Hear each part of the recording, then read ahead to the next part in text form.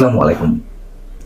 আগামী ফেব্রুয়ারিতে যে জাতীয় সংসদ নির্বাচন অনুষ্ঠিত হবে বা নির্বাচন অনুষ্ঠানের প্রস্তুতি সরকার নেওয়ার চেষ্টা করছে, এই ধরনের কোনো কথা সরকারের দায়িত্বশীল পর্যায় থেকে অথবা উপদেষ্টাদের মধ্য থেকে কি কেউ একবারের জন্য উচ্চারণ করেছেন লন্ডন বৈঠকের পরে?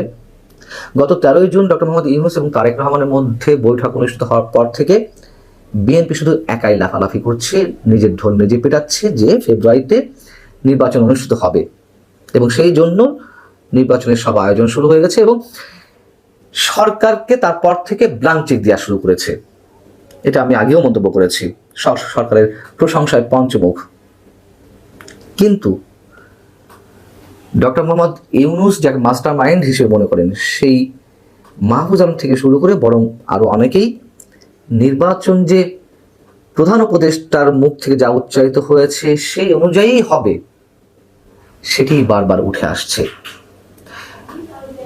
দ্য উইকের সঙ্গে একটা দীর্ঘ সাক্ষাৎকারে সেই মাস্টার মাইন্ড মাহফুজ আলম যে মন্তব্যগুলো করেছেন আরো স্পষ্ট হয়ে উঠছে সরকারের মানসিকতা কোন পর্যায়ে রয়েছে। দ্য উইকের প্রশ্ন ছিল, বাংলাদেশে রাজনৈতিক অনিশ্চয়তার উদ্বেগগুলো আপনি কিভাবে মূল্যায়ন করছেন? মাহফুজ আলম বলছেন, ঈদের আগে জাতীয় উদ্দেশ্যে ভাষণে প্রধান উপদেষ্টা যে 2026 এপ্রিলে জাতীয় সংসদ নির্বাচন অনুষ্ঠানের সময়সীমা ঘোষণা করেছেন সেটি নিয়ে কোনো ধরনের অনিশ্চয়তা থাকা উচিত নয়। কিন্তু বিএনপি এখনো ডিসেম্বর বা জানুয়ারিতে নির্বাচন অনুষ্ঠানের দাবি করে আসছে এবং এর পক্ষে থাকা কিছু দল, মানে বিএনপির সমমনা দলগুলো নানান ধরনের অজুহাত দাঁড় করাচ্ছে যে ওই সময় পরীক্ষা থাকবে, শিক্ষার্থীদের আবহাওয়া প্রতিকূল অবস্থা থাকবে, এর মধ্যে নির্বাচন অনুষ্ঠান সম্ভব নয় এবং এটি করে ডক্টর মোহাম্মদ ইউনূস ক্ষমতা দীর্ঘায়িত করার চেষ্টা করছেন। এগুলো কোনো ধরনের যৌক্তিক কথা নয়, এ ধরনের অভিযোগ আসতেই থাকবে। তার ল্যাঙ্গুয়েজটা কি, যে তারা অধ্যাপক ইউনূসকে ক্ষমতা ধরে রাখার চেষ্টা করার অভিযোগ করতেই থাকবে। কিন্তু অন্তর্বর্তীকালীন সরকার ঐক্যমত্য কমিশনের রাজনৈতিক দলগুলোর সাথে পরামর্শ শেষ করে জুলাইয়ের সনদ প্রকাশে অপেক্ষায় রয়েছে এবং এটি হয়ে গেলে নিশ্চয়তা সব কেটে যাবে। তার মানে কি, নির্বাচন নিয়ে বিন্দু মাত্র কোনো ধরনের কথাবার্তা বা কোনো ধরনের ভাবনা সরকারের উপদেষ্টাদের মধ্যে নেই। তারা এখন ব্যস্ত জুলাই সনদ ঘোষণার বিষয়ে এবং এর পরেও আমরা নানান ধরনের নাটক দেখতে পারবো। ঐক্যমত্য কমিশনের যে সংলাপ অনুষ্ঠিত হচ্ছে সে তো আরো অনেক দূর টেনে নিয়ে যাওয়া হবে। বারবার বলছি সব নাটকের কথা। বিএনপির সামনে যে একটা বড় সড়ো মূলা, এর আগে তো নানান ধরনের মূলা ঝুলিয়ে রাখা হয়েছে, বিএনপি বারবার ট্রাপে পা দিয়েছে, এবারের মূলাটা আরো অনেক বড়, এরকম অনেকে মন্তব্য করেন। 13 তারিখের পরে, 13 জুনের পরে যে আরো প্রায় 2 সপ্তাহ হতে চললো, লন্ডনের সংবাদ সম্মেলনে সরকারের পক্ষ থেকে প্রতিনিধিত্ব করেছিলেন ডক্টর খলিলুর রহমান এবং তিনি ওই সময় বলেছেন যে খুব শিগগিরই নির্বাচন কমিশন নির্বাচনের রোডম্যাপ বা সময়সীমা সম্পর্কিত ধারণা দিবেন বা ঘোষণা দিবেন দিন তারিখ। তখনই বলেছিলাম যেগুলো তো পুরো বাজে কথা। প্রায় 2 সপ্তাহ হতে চললেও নির্বাচন কমিশন তো এই বিষয়ে কোনো কথা বলেনি, বরং তারা উল্টোতে এই কথা বলেছে যে তাদের ওই সংবাদ সম্মেলনের উপর ভিত্তি করে নির্বাচন কমিশনের কোনো ধরনের মন্তব্য করা ঠিক নয়, নির্বাচনের রোডম্যাপ নিয়েও মিনিমাম লেভেলে কোনো ধরনের চিন্তা ভাবনা করার কথা নয়। তার কারণ ওটি আনুষ্ঠানিক কোনো বক্তব্য নয় সরকারের। ওই যৌথ বিবৃতিতে বিএনপি বা সরকারের কোনো পক্ষের কোনো স্বাক্ষর নেই। অন্তর্ভুক্তি নির্বাচন বলতে কি বোঝায়, এরকম প্রশ্ন আমাদের প্রধান উপদেষ্টা থেকে শুরু করে আরো অনেকেই মুখোমুখি হয়েছেন এই প্রশ্নের। শেখ হাসিনা যে বক্তব্যটি দিয়েছিলেন, যে সংজ্ঞাটি দিয়েছিলেন অন্তর্ভুক্তিমূলক নির্বাচনে, সেটি এখন তারা রপ্ত করেছেন, সেটি এখন তোতা পাখির মতন সব জায়গায় বলছেন। বিবিসির সঙ্গে সাক্ষাৎকারে ডক্টর মোহাম্মদ ইউনূস বললেন যে অন্তর্ভুক্তিমূলক নির্বাচন বলতে জনগণের অংশগ্রহণকে বোঝায়, সব রাজনৈতিক দলকে নয়। কিন্তু শেখ হাসিনা যখন এই মন্তব্যটি করেছিলেন তখন তো বিএনপি থেকে শুরু করে আর অন্যান্য রাজনৈতিক দল সবাই প্রতিক্রিয়া জানিয়েছিল। তো এখন কেউ করছে না, কেউ মানে মূলধারা এই মুহূর্তে যে রাজনৈতিক দলগুলো রয়েছে তারা। এখন আওয়ামী লীগের তো প্রয়োজন নেই বা আওয়ামী লীগ নির্বাচনে আসুক, এটি অনেকে চায় না, বেশ ভালো কথা, কিন্তু সংজ্ঞা বদলে গেছে তাদের কাছে। এই প্রশ্নের উত্তরে মাহফুজ আলমও বলছেন যে অন্তর্ভুক্তির ধারণা মানে সকল রাজনৈতিক দলের অংশগ্রহণ নয়। গত 15 বছরে কর্তৃত্ববাদী দৃষ্টিভঙ্গি সম্পন্ন দলগুলি গণতান্ত্রিকভাবে নিজেদেরকে ক্ষয় করেছিল, ক্ষতিগ্রস্ত করেছিল। যদি তারা এখন মাঠে নামে তবে তারা জনগণের প্রতিরোধের মুখোমুখি হবে।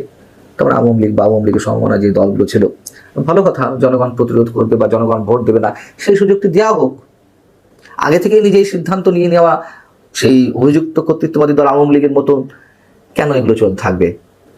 এটা তো রূপান্তরের সরকার, সংস্কারের সরকার। কেন শেখ হাসিনা যা করেছিলেন তাই চলতে থাকবে? কিন্তু তারা সেই বয়ানগুলো এখন দিচ্ছেন, খুব স্বাভাবিক, দেওয়াটাই স্বাভাবিক। এর বাইরে বরঞ্চ অন্য কিছু বললে সেটি আমাদের কাছে অস্বাভাবিক মনে হতো। এবং বাংলাদেশে রাজনীতিতে ইসলামিকীকরণ অথবা জামাতি ইসলামের ভবিষ্যৎ সম্পর্কেও মাহফুজ আলমের কাছে প্রশ্ন ছিল। দ্য উইকের পক্ষ থেকে তিনি সুর বদলেছেন। এর আগে বিভিন্ন ক্ষেত্রে ইসলামী জিহাদের কথা আরো নানান ধরনের কি সব শব্দ ব্যবহার করে থাকেন, আমি হয়তো আমার মূর্খতার কারণে আমি মনে রাখতে পারি না। সুর বদলেছেন, সুর বদলে বলছেন যে বাংলাদেশের রাজনীতিতে ইসলামিকীকরণে অথবা ইসলামী দলগুলোর যেই আদর্শ দেখে আসা হচ্ছে তার একটা সীমা থাকা উচিত। ঐতিহাসিকভাবে এটি 12 থেকে 15% বেশি নয় এই মানসিকতার ভোটার। এবং তিনি বলছেন যে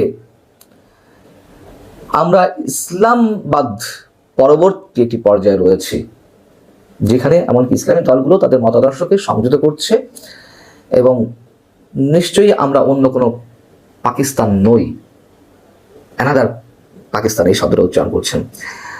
পাকিস্তানের ভাবাদর্শ, পাকিস্তানের প্রভাব, পাকিস্তানের সঙ্গে সম্পর্কের যেই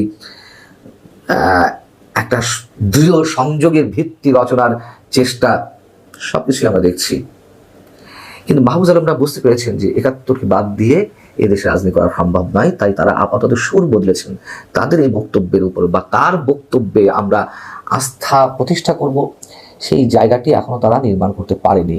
মুক্তিযুদ্ধকে নিয়ে যে ধরনের বিতর্ক ছড়ানো হয়েছে, মুক্তিযুদ্ধকে অস্বীকার করার যে ভয়ঙ্কর প্রবণতা, দুঃসাহসিক প্রবণতা তারা আমাদের সামনে শো করেছেন, সেই জায়গা থেকে তাদের এই কথাবার্তায় কান দেওয়ার কোনো প্রশ্নই ওঠে না। যদি সত্যি সত্যি তারা মনে প্রাণে মুক্তিযুদ্ধের চেতনার বিশ্বাসী হয়ে তাদের রাজনীতির সামনের দিকে এগিয়ে নেওয়ার চেষ্টা করেন, অবশ্যই আমরা ওয়েলকাম জানাই। কিন্তু সেই বিশ্বাসযোগ্যতা তাদেরকে অর্জন করতে হবে তাদের কর্মকাণ্ডের মধ্য দিয়েই। তবে সুর যখন বদল শুরু করেছেন, নানান বিষয়ে তো সুর বদল করছেন, অংশগ্রহণমূলক নির্বাচন থেকে শুরু করে আরো অনেক ক্ষেত্রে এই যে বহুরূপী চিত্র আমাদের সামনে উপস্থাপন করছে তারা এক এক সময়, এতেই আরো সন্দেহ সংশয়গুলো বেশি বাড়ছে। আর নির্বাচন আপাতত বিএনপির জন্য সুদূর পড়া হতো, পরেটা কি হবে পরে নিশ্চয় বলতে পারবো। ভালো থাকুন সবাই, আল্লাহ হাফিজ।